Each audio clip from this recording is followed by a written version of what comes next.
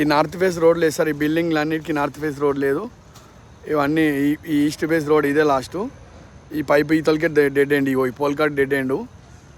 ఇదంతా కబ్జాకు గురైన జాగానే, ఇదంతా హెచ్ఎండిఏకి సంబంధించిన జాగానే. ఇదంతా ఆ కార్ పెట్టింది కూడా అంతా హెచ్ఎండిఏ జాగానే.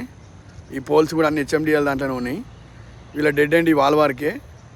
ఈ వాల్ లాస్ట్ వారికి కూడా మొత్తం ఎవరు ఆ లాస్ట్కి కూడా 2 రూమ్లకు మళ్ళీ కబ్జాకి హెచ్ఎండిఏ జాగాలు వేసారు.